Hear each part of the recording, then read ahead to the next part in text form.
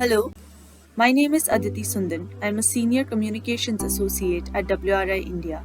And today I have with me Bharath Jairaj, the Director of Energy at WRI India, to discuss energy governance. As the world moves towards a green energy transition, effective, equitable, and efficient energy governance is crucial for ensuring that the energy needs of the most vulnerable populations is met and nobody is left behind. This requires multi-level cooperation and stakeholder participation. The UNDP Energy Governance Advisory Group has been constituted with this as its purpose. Bharath Jairaj, Director of Energy at WRI India and member of the UNDP Energy Governance Advisory Group, speaks with us about what constitutes energy governance, the institutional and policy infrastructure that it requires, and the challenges to ensuring stakeholder participation. Bharath, you've been recently selected as a member of UNDP's Energy Governance Advisory Council. Energy governance as a field has gained greater significance in the last few years, owing to international efforts to curb emissions and the transition to renewable energy. But some ambiguity exists around what this comprises of. So, what constitutes energy governance and why is it important? Right, thanks, Aditi. So, energy governance has always been a very important part of the sector, and what energy governance is about is really looking at the sector through a governance lens. By that, what we mean, and this I sort of rely back on some of the earlier work WRI has done on the electricity governance, where we identified 4 elements: transparency, accountability, participation, and capacity, T, A, P, and C, as being elements that the electricity sector needs to continuously improve. Why? Because eventually the sector is trying to deliver affordable, reliable, and sustainable power for all, sustainable energy for all. And it has to address many of the gaps we've ended up continuing to have, whether we talk about access, whether we talk about a sort of fossil fuel based system, and so on. So as we think of the sector moving from its current situation to a future situation, we need to make sure we have the right stakeholders on the table.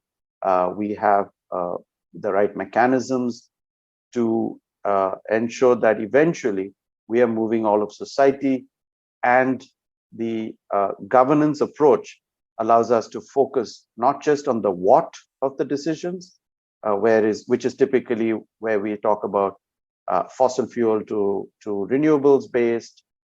That's the what part. We are in energy governance. What we are really focusing on is the how those decisions are made, who needs to participate, and how do we actually get it done. So that is always been important, and I'm really glad that the UNDP has set up this to really look at this issue, not just at the country level, but at the global level.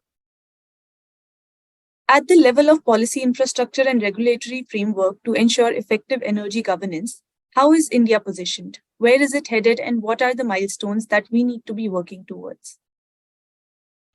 Well, I think it's the energy sector in India is pretty complex, and so when we talk about energy governance, by which I have already described that we're talking about the participation and transparency, accountability, capacity, and so on of all key stakeholders. Any complex system, the governance of that system is also complex. Why I say it's complex is because in India, we have traditionally, energy has been mostly a state subject. I mean, electricity, but other aspects of energy too. So there is a federal state set of governance issues that need to be grappled with. We also have this is not just in setting targets and so on, but also in actual implementation. Many of the large generation entities, energy generation entities, are owned by the central government of India. Think of NTPC or the NHPCs and so on. You then also have similar structures at the state level. Almost all states have some kind of generation, transmission, and distribution entities. So there is this, this federal set of issues which make governance complex and complicated, because again, different states in India have different capabilities and capacities to make decisions because of the resources available, right? So some states have more energy resources than others. They have in the past traditionally supported the growth of the country by, for instance, mining those resources and then supplying it to the rest of the country. Now, as we move towards a more renewable-based future, we need to come up with more appropriate mechanisms to ensure that we're really talking about decisions that move entire society, entire country, not just parts and pockets of it. So it is difficult and complex. So one element is, of course, like I said, the center-state issues. The second is within each state, there are also multiple stakeholders whose interests need to be balanced. There is, of course, the state governments who are elected, and they have priorities that they need to deliver. There are the utilities whose job it is to actually deliver the energy to the households and to the factories and to the buildings. You also have regulators and consumers, and some of these are organized, by which I mean consumers are organized, like big industries and so on. But you also have consumer categories that are not that well organized, typically domestic households or farmer groups and so on. So ensuring that you have a process that collects all these voices, all these inputs, and to come up with decisions that are optimal for everyone in a manner that ensures reliable, affordable, and sustainable energy. That's not an easy option. So it is complex, and it is often difficult to get done right always. But that said, I think the second part of your question around what are the milestones, I think that has been quite clear, that India as a country has taken on several important milestones. We have the 2070 net zero target. We have a more nearby 2047 energy independence target. And then we have an even more closer 50% renewables sort of target by 2030. So I think that national backdrop, and this is for the whole country, and so the national backdrop is very important because it actually helps align different states, different stakeholders towards a common goal around achieving these interim milestones as the country responds to the global climate change challenge. Moving to the third question. Transparency, inclusivity, and equity are three important pillars of effective governance. What are some challenges to ensuring stakeholder participation and building trust that we face in India? And what are some of the ways in which we have been able to or are working towards bridging these gaps? Right. I mean, you're spot on. I think the sector is quite complex, as I just mentioned. Taking decisions in this sector that positively benefit everyone has not been easy, and we've seen that with for the first 60 years after independence, 70 years after independence, many parts of the country still continued to have energy access challenges, basic access challenges.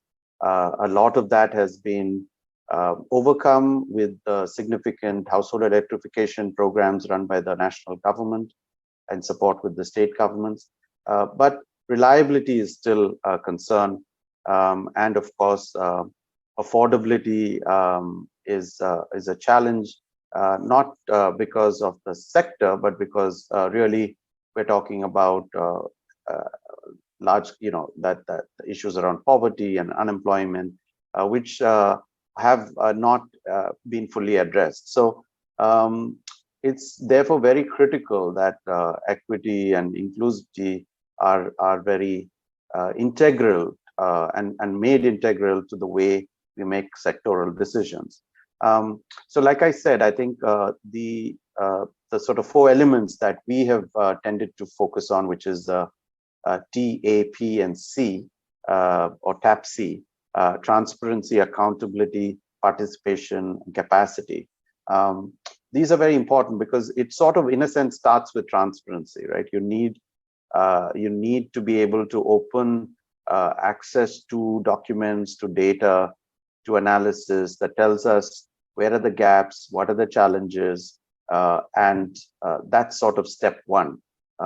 Putting all of this in the public domain, allowing people, different stakeholders, to have access to the information, the data, the knowledge. That's the transparency bit. Of course, this needs to be done in a fairly easy manner, because it shouldn't be that people need to, travel 100 kilometers to come to access something as basic as some of these energy documents. So transparency is very critical. The next is, of course, capacity, because, and by that what we mean is the two sides, two sides of capacity. One side is the capacity of people to then be able to understand these documents, right? So we've through transparency norms, we've created now a large pool of documentation and data and analysis, but who's going to be able to read them? So being able to build capacity of key stakeholders to comprehend these documents and and be able to provide feedback and comments and provide inputs is an integral part of. So without that sort of transparency efforts would be almost nullified, because you need the capacity to understand and use these documents. The other side of capacity is also the ability of then the decision makers to be able to receive these documents, these inputs and feedback, and incorporate it in their decision making. So it's working at both sides of the capacity of stakeholders to be able to comprehend the information and data and analysis, and offer feedback and inputs, and equally important, the capacity of decision makers to be able to then receive this information, this input, this feedback, so that they can incorporate it in their decisions. So that's T and C, transparency and capacity. But so sort of linked to this is participation, because not everyone is going to be able to, in our country, read and provide inputs in writing or online and so on. So how can we create more avenues for participation? Because how do we ensure that more inputs are able to come in, right? So I think designing participatory processes that are actually recognize the challenges we have in our country today, that we have in some states today. So to be able to then open up and create participatory avenues, including things like public hearings, public consultations, also allowing people to send in comments through and feedback through various other mechanisms, by including reaching out to some of these places, and so that people are able to provide relevant inputs. That is another equally important part, participation.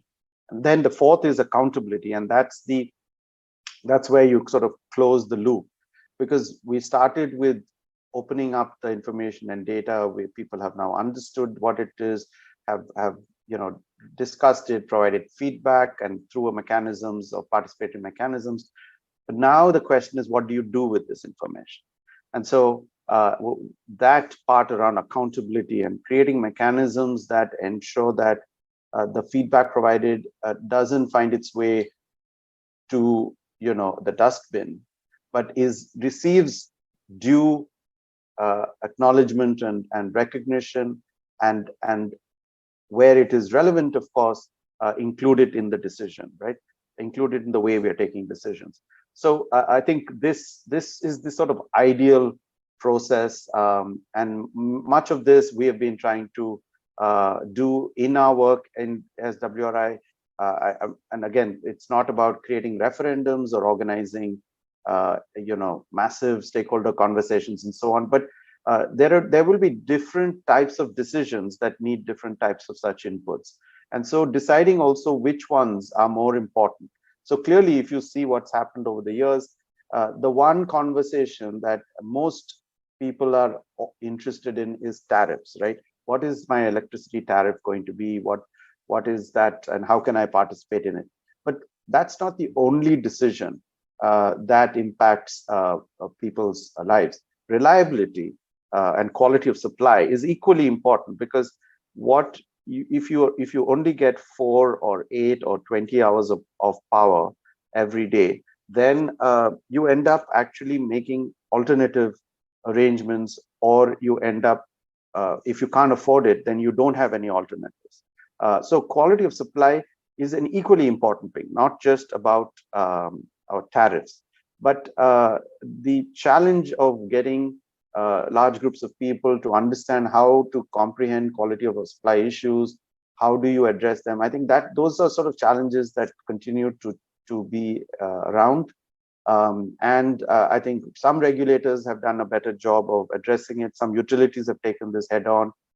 There are, today across the country, almost every district in the country has a consumer grievance redressal forum that takes on complaints, individual complaints or group complaints around electricity supply, so on and so forth. So there are some efforts that are in place, and it is important that we do more of this. Again, see, the important thing is that it isn't about what decisions these are, but really how we address these, how we make these decisions. So I think with issues like transparency, inclusivity, and equity, there is actually no limit, because we can keep expanding, keep adding, keep getting better at it. And I think for the energy transition to be truly successful as a global community, as a nation, for us to be successful, we will need to continue to improve governance and the way we make decisions in the sector, because eventually it's about moving the entire society, moving the entire economy to a clean energy future, one that is sustainable, but also affordable and provides reliable energy to everyone.